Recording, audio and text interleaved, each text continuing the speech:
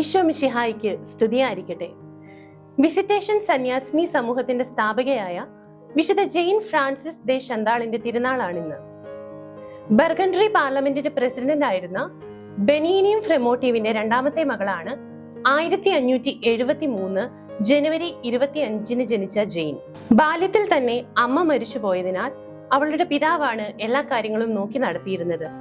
സ്ഥൈര്യലേപനത്തിൽ Jain Francis എന്ന നാമം കൂടി സ്വീകരിച്ചു.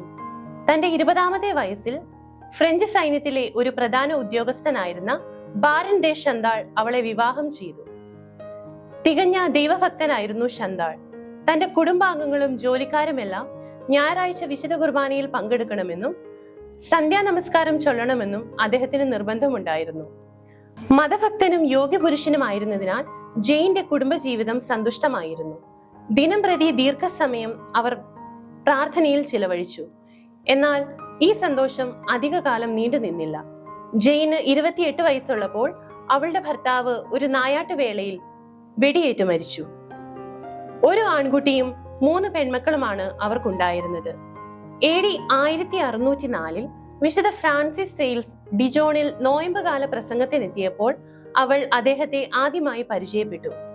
അദ്ദേഹത്തിന്റെ ഉപദേശപ്രകാരം അവൾ രാവിലെ 5 മണിക്ക് എഴുന്നേറ്റ് 1 മണിക്കൂർ സമയം ധ്യാനിക്കുകയും പിന്നീട് കുട്ടികളോട് കൂടെ ദേവാലയത്തിലേക്ക് പോവുകയും അതിനുശേഷം ഉച്ചഭക്ഷണം കഴിഞ്ഞ് അരമണിക്കൂർ വീണ്ടും ധ്യാനിക്കുകയും അത് കഴിഞ്ഞുള്ള സമയം കുട്ടികൾക്ക് വേദോപദേശം എടുക്കുകയും ചെയ്തു. അത്താഴത്തിന് മുമ്പ് ജപമാല ചൊല്ലുന്ന പതിവും അവർ തുടർന്നു പോന്നു.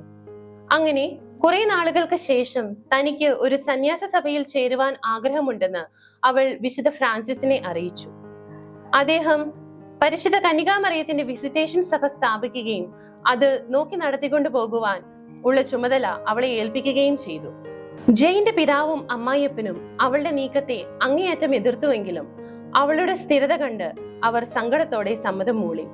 ജെയിന്റെ മൂത്ത മകളെ വിശുദ്ധ ഫ്രാൻസിസിന്റെ സഹോദരൻ വിവാഹം ചെയ്തു. 2ാമത്തെ മകൾ മരിച്ചുപോയി. 3ാമത്തെ മകളുടെ വിവാഹവും അവൾ നടത്തിക്കൊടുത്തു. തന്റെ ഏകപുത്രനെ അവൾ തന്റെ പിതാവിനെ ഏൽപ്പിക്കുകയാണ് ചെയ്തത്. 1610 അനീസിയിൽ ഒരു മഠം തുടങ്ങി. കഠിനമായ തപോനിഷ്ഠകളൊന്നും വിശുദ്ധ ഫ്രാൻസിസ് ആവശ്യപ്പെട്ടിരുന്നില്ല. പകരം കൊച്ചു പരിത്യാഗങ്ങൾ ചെയ്യുവാനാണ് അദ്ദേഹം ഉപദേശിച്ചിരുന്നത്. വിസിറ്റേഷൻ മഠം അതിവേഗം വളർന്നു. എന്നാൽ ജെയിന്റെ പരീക്ഷണങ്ങൾ കുറവായിരുന്നില്ല. വിശുദ്ധ ഫ്രാൻസിസ് സെയിൽസ് 1622 മരിച്ചു. അവളുടെ മകനും മരുമകനും ഇഹലോകവാസം വെടിഞ്ഞു. ഫ്രാൻസിനെ ഒരു മഹാപ്ലേഗ് സാരമായി ബാധിച്ചു. രോഗികൾക്ക് വേണ്ടി മഠത്തിലെ സർവസ്വവും അവർ നീക്കിവെച്ചു. പലപ്പോഴും ആന്തരിക വേദനയും ആത്മീയ ശുഷ്കതയും ജെയിന് അനുഭവിക്കേണ്ടതായി വന്നു. എന്നാലും തന്റെ പ്രസന്നഭാവം കൈവെടിയാൻ അവൾ തയ്യാറായിരുന്നില്ല. അങ്ങനെ 1641 ഡിസംബർ 13 തന്റെ 69ാമത്തെ വയസ്സിൽ മുലീനായിലെ വിസിറ്റേഷൻ മഠത്തിൽ വെച്ച് അവൾ കർത്താവിൽ നിദ്ര പ്രാപിച്ചു. എല്ലാ വേദനയിലും തന്റെ പ്രസന്നഭാവം കൈവെടിയാതിരുന്ന വിശുദ്ധ മറ്റുള്ളവർക്ക് സന്തോഷവും സമാധാനവും ആവുകയായിരുന്നു. വിശുദ്ധയുടെ ഓർമ്മയാചരിക്കുന്ന ഇന്നേ ദിവസം നമുക്ക് അവളുടെ സ്വർഗീയ മാധ്യസ്ഥം യാചിക്കാം. ഈശോ നമ്മെ എല്ലാവരെയും അനുഗ്രഹിക്കട്ടെ.